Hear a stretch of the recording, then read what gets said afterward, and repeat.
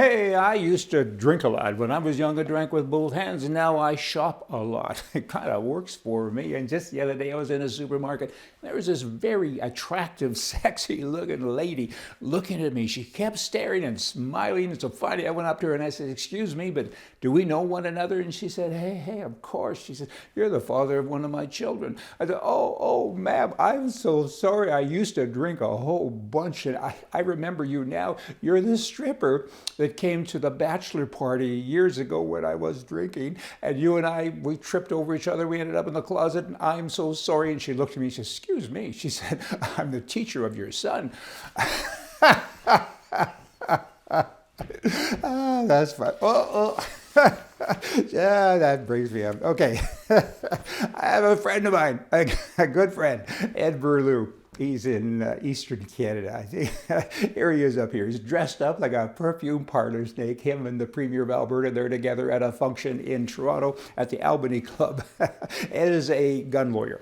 He's the attorney for gun people. If you have any kind of a problem, no matter where you are in the entire nation, he's your guy. So I would have to think at this party last night that he and the Premier were talking about guns. That would have had to have come into the conversation. And I'll see you next week at the SHOT Show in Las Vegas, Nevada.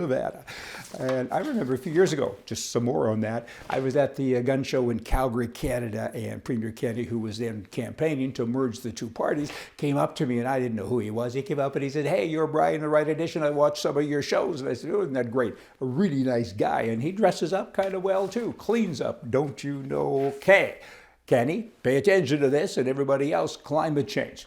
Climate change kind of sounds like you're not supposed to do anything. You're supposed to freeze everything, right? And don't change anything. The climate has to stay just like it is. And I don't agree with that because I've been in Canada now for a week in January 2020, and it is bloody cold. I mean, I'm freezing 20 below some days, and it's damp and miserable and snowing, and you want the climate to change. I'm going to start a new movement. Everybody get together. Let's change the climate, melt the ice, and then Alberta can take, Kenny, pay attention now, you can take your boats and all your oil. You're no longer landlocked. You can go that way. We can dress in shorts in January and February. Businesses will no longer have to shut down. There's more activities to do. And the growing season is so much longer that farmers will make so much more money in Alberta and Saskatchewan and so on. Climate change. We want climate change. Get a man on that right away. We want it to change, not this freezing business. That's just dumb. Okay, the people that do say climate change, which is don't change anything, they want to see Canada to remain oppressed, okay? And climate change is colder and crazier than a liberal's opinion. Just saying. Okay, here we go. Here we got a professor in the United States of America. Recently, he got fired. He should be in jail, but he got fired because he said Trump shouldn't have bombed people in Iran. Iran should now come over to America and bomb America. So he got fired, and he went on to say this: "I apologize for the post. It was just a joke." Bad joke. Bad joke. And then you got a woman in the US of A. What's her name? Can never pronounce it. Omar. The girl with the thing on her head all of the time, and she makes me crazy. She's a commie through and through and through, right? She's saying, and this ain't no joke, she's saying, Iran, come and bomb Trump properties in the United States of America. Wow.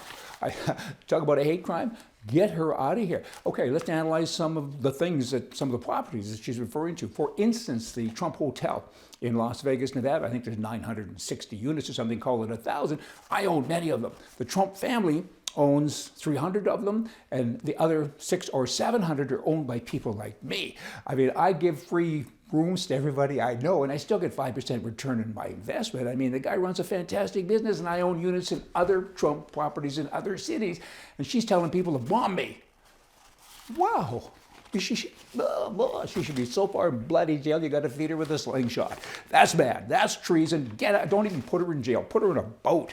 That's a better idea. And then she goes on to say in Minnesota, where the citizenry got together there and they voted almost unanimously to reject refugee resettlement. They said, that's enough.